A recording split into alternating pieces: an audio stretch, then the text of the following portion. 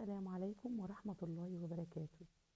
بسم الله والصلاة والسلام على رسول الله. حياكم الله. يا رب تكونوا بأحسن حال وفي أحسن صحة، اللهم آمين يا رب العالمين. يا رب ينجح ولادنا ويصلح أحوالهم، اللهم آمين يا رب العالمين، ويسهل لهم الصعب. صلوا لي على النبي كده، اللهم صل وسلم وبارك على نبينا محمد. لفة حلوة في القناة كده، واعمل لي متابعة ولايك للفيديو بالله عليكم.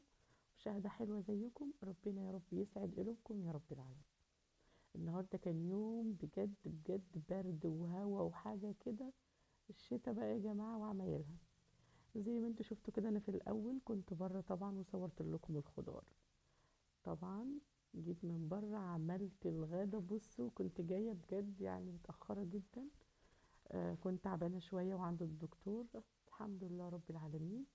ربنا يبارك فيكم يا رب ويسعدكم. هنعمل النهارده بجد أكلة شتوية جميلة. أنا من الناس يا جماعة اللي في الشتا بحب الخضار وفي الصيف كمان.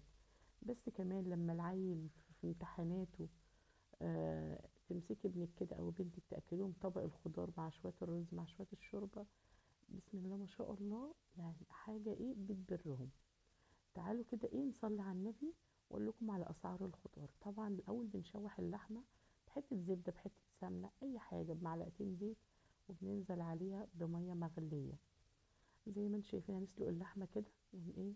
تعالى اقول لكم على اسعار الخضار. زي ما انتوا شفتوا الخضار، وكنت ايه بقدم معاكم ايه تقديمه ايه الحلقه، فما سمعتنيش. البنجر جايبه كيلو ب20، الفلفل الكيلو ب20 رومي وحراق، الطماطم ب10 جنيه، البطاطس التحمير دي ب12 ونص، اللهم صل على سيدنا محمد، الليمون ب40. طبعا انا ما جبتش بقى اللي هي الحاجات دي والخضره بس. والكوسة طبعا كانت معايا شيء أساسي، لأن النهاردة هنعمل طاجن كوسة سهل وبسيط للبنات كمان المبتدئات، حاجة كده زي العسل. يا رب يحسن ما بين ايدكم جميعا. كوسة جبتها ب20، حبة خضار بساط. وطبعا جبت حاجات تانية بس ما صورتهاش. انتوا عارفين يعني اما بتخرجي بره بيبقى ناقصك حاجات كتير قوي، بتبقي ايه اكتبي ورقة كده وانتي ما تنسيش. طبعا سلقنا اللحمة. تعالوا نعمل طاجن كوسة كده جبار. طبعا بتبقي مجهزه حاجتك. يعني انا البصل ده كنت فرماه وحطاه في علبه في الفريزر، بس تحط عليه سنه ملح وسنه خل ما يبقاش فيه اي ريحه، وفلفل طبعا فرمه فيه فلفل احمر. دايما هتلاقوا في البصل بتاعي فلفل احمر كده، بيبقى طعمه جميل. نزلت بمعلقه ليا، محطتش حاجه غير الليا، ونزلت بالبصل اللي هو المفروم في الكبه، وفلفل احمر وحبه فلفل اسود بصل. وطبعا ما بحمرش البصله خالص، انا بس بديها لون دهبي. وهننزل بالكوسه ونشوح. عايزه اقول لكم من الحاجات السهله جدا البسيطه. طبعا عملت الكوسه وجنبها الرز وحبه سلطه كده، وانسي بقى بجد. طبعا هنزل بالكوسه واقعد اشوح فيها كده.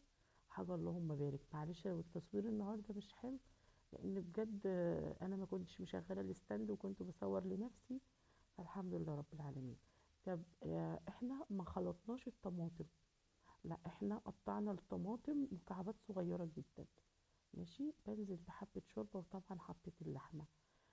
ليه مش بنزل بالطماطم في الخلاط؟ لا، لما بتبقى ني كده بتبقى حلوة. حطيت توابل ايه يا اميرة؟ فلفل اسود 7 بهارات، الملح مش اكتر من كده، حبة شوربة من اللحمة. وما شاء الله هسويها نص سوا. وبعد ما اسويها نص سوا هفضيها وادخلها الفرن تاخد حوالي تلت ساعة. وعايزة اقول لكم حاجة كده وهي طالعة بالطاجن جميلة جدا.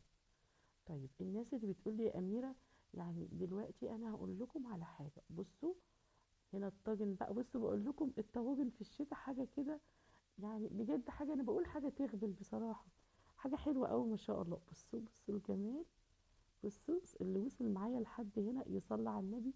اللهم صل وسلم وبارك على نبينا محمد حبيبي يا رسول الله.